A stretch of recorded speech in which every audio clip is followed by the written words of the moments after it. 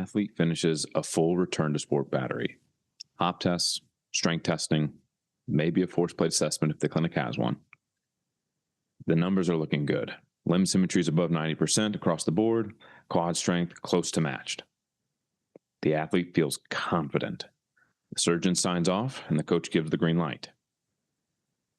And then 3 months later, they're hurt again.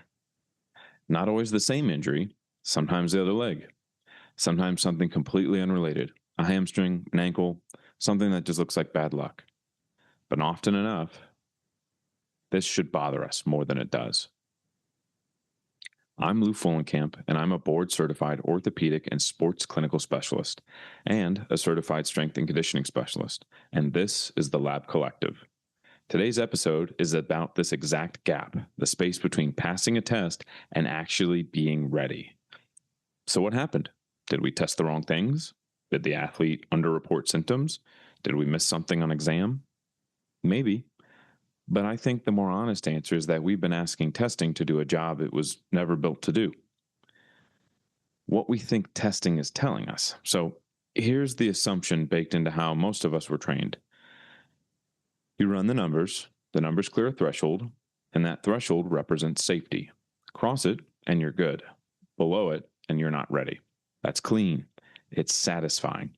It gives everyone in the room, the athlete, parent, coach, surgeon, it gives them a number to focus on and hold on to.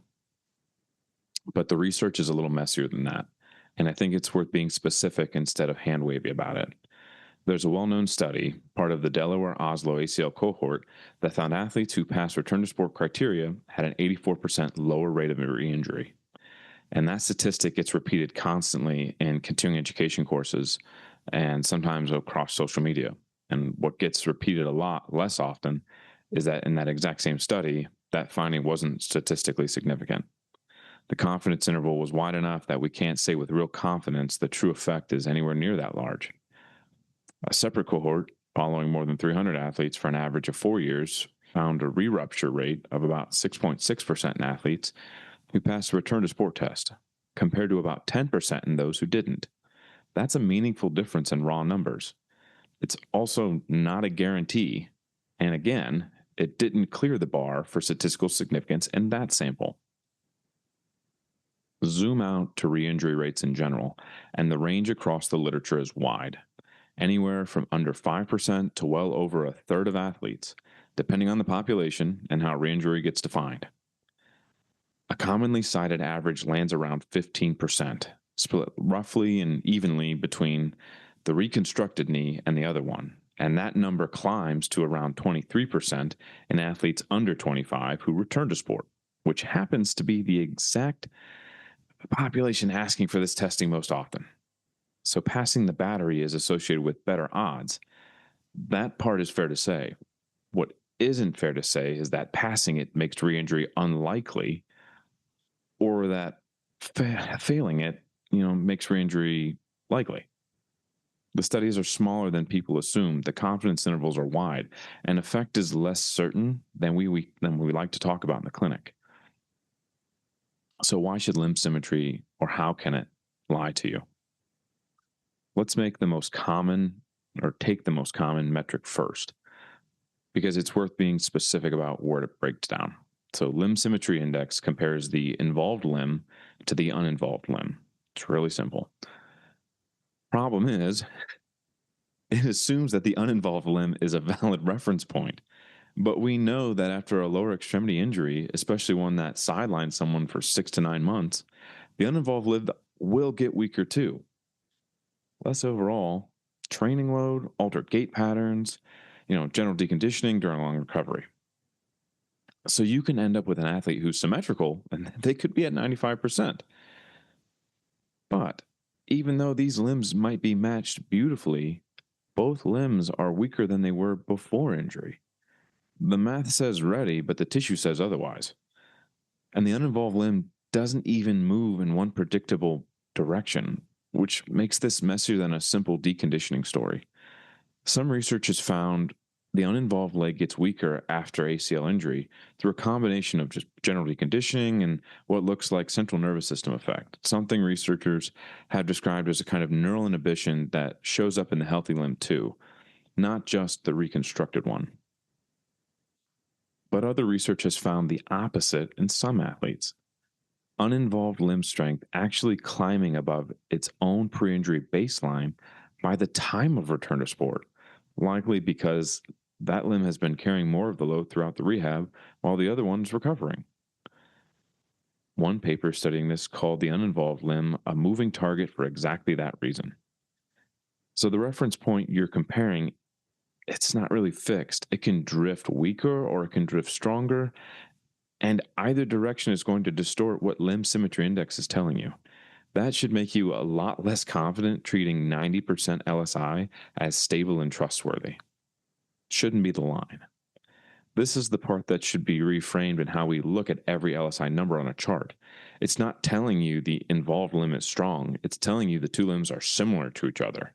Those are not the same statement, and treating them as interchangeable is where a lot of false confidence will come from. And this just isn't a theoretical concern. Researchers have gone looking for a clean LSI cutoff that actually predicts second ACL injury, and they have a hard time of finding one. Reviews on this have pointed that LSI has poor predictive value for second injury risk once you account for the fact that it doesn't reflect pre-injury strength. It doesn't really capture bilateral deficits and can sometimes overestimate recovery in exactly the athletes who need it the most, especially when it needs to be scrutinized the most. The number can look reassuring and still be describing two limbs that are both underprepared. So, what hop tests and strength tests are actually measuring? Well, single hop tests, triple hop, crossover hop, these give you useful information. They tell you something about the power output and the confidence in a controlled and predictable environment. A straight line, no defender, no closing the space between a person, no fatigue from the third quarter of a game. There's no decision about whether or not you need to pass to or what direction to cut. That's not a criticism of the tests. They're useful for what they are. The problem is what we ask them to represent. Sport doesn't happen in a straight line under fresh conditions. It happens under fatigue and under unpredictability, with cognitive load stacked on top of the physical demand. An athlete can produce excellent force output on a force plate in a quiet clinic room and still lack the capacity to produce the same output in the 70th minute of a soccer match. That's just something that we might not see when they're fatigued and they have a stimulus they didn't see coming. Testing under fatigue is one of the more interesting frontiers in this conversation, and the research that exists so far has already produced a result that should make you question your assumptions. A study out of Houston Methodist put athletes through hop testing in both a rested and a fatigued state after ACL reconstruction. The researchers expected the reconstructed limb to fall apart more under fatigue than the healthy one. And that would be the intuitive hypothesis, that the surgical limb would be the vulnerable one, so fatigue should hit it the hardest. But that's not what happened.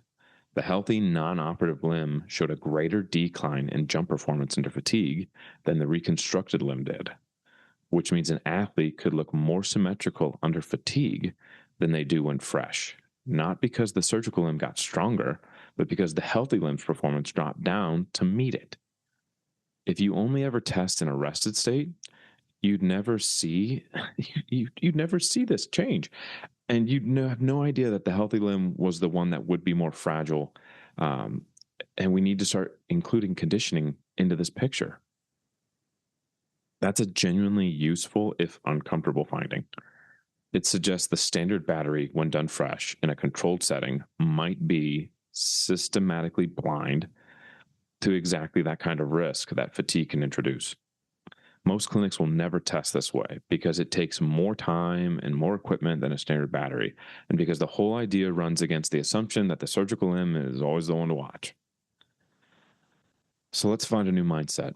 Part of why this gets confusing is the language we use. We say cleared or passed. you're game ready. That language comes from a medical model where testing produces a binary. You either have the infection or you don't. The x-ray shows the fracture or it doesn't. And return to sport doesn't work that way. And I think most of us know that intuitively, even when our language doesn't reflect it. What we're actually doing when we run a return to sport battery is estimating risk. We're saying, based on what we can measure, this athlete's likelihood of re-injury looks more favorable than it did 3 months ago. That's valuable information. It's just a different kind of information and not really clearance. If you talk to a surgeon, or an athlete, the word cleared, you're implying a guarantee that doesn't exist. And if you talk to them using the language of risk, you're setting up a conversation that actually matches reality, one where the athlete understands they're making a decision under some remaining uncertainty, not stepping through a door that closes the case. Bye. That shift matters more than it sounds like it should. An athlete who understands they're managing risks tends to make different choices about load, listening to their body, about being honest with you, the clinician, when something feels off in a week or two about after being back. An athlete who thinks they were cleared tends to treat any setback afterward as a mystery or a failure, rather than the expected part of a continuum they're still on. There's a psychological side to this too, and it's not a minor footnote. One long-term follow-up study on soccer players after ACL reconstruction found that more than half the cohort still showed high levels of fear of re-injury years after the surgery, well, after they'd been cleared and returned to play. And when researchers checked how well limb symmetry index actually correlated with that fear, the relationship was weak, which means passing the physical numbers tells you almost nothing about whether the athlete actually trusts the limb. You can have a fully symmetrical knee attached to an athlete who still hesitates on every cut, or an athlete who's confident that never really fully closes the gap in capacity.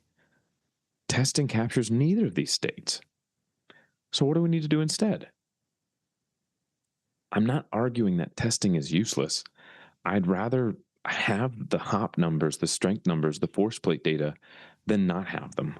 The problem isn't the tools, it's the story we tell ourselves about the tools or what the tools are trying to prove. A few things I think are worth going differently about would be stop presenting a single test date as the finish line. If you're using return sport testing as a decision point, treat it as one data point in an ongoing risk conversation, not a graduation ceremony. Build in some assessment of capacity under fatigue, even if it's informal. Watch how the numbers of the movement quality the movement quality, change after a reconditioning or after conditioning bout, not just at rest or being fresh. Be honest with the athlete and the coaches about what a past test actually means. Not, you're ready, here we go, lace them up. Something closer to, your risk profile has improved enough that we think progressing forward makes sense. And here's what we're still watching for. And maybe, most importantly, stop treating the discharge from PT as an end of load management. The gap between leaving the clinic and being fully reintegrated into a team and training and competition is often where a lot of actual risk lives. And it's the gap that frequently has no one clearly responsible for managing it. This is frustrating to me. So where does this leave us? The uncomfortable version of this conversation is that we don't have a test that guarantees safety. And we're probably not going to get one. Injury is multifactorial. Tissue capacity is one variable among many. And alongside things like game, context of how the athlete was before injury, fatigue accumulation across a season, psychological readiness, and just the general unpredictability of sport itself. The more useful version of this conversation is that once you stop expecting testing to prove safety, you start asking better questions. Not did they pass, but what does this tell us? And what does it still leave unanswered? That's a much harder conversation to have with an athlete who just wants a clean answer. But it's a more honest one. And I'd rather be the clinician having the honest conversation than the one handing out a false certainty because it's easier to say. Hope you guys enjoyed the episode. Looking forward to an upcoming conversation with Tommy Otley out of the University of Miami, Florida. And hopefully we can shed a few more bits of information on this subject. I will see you guys in the next episode.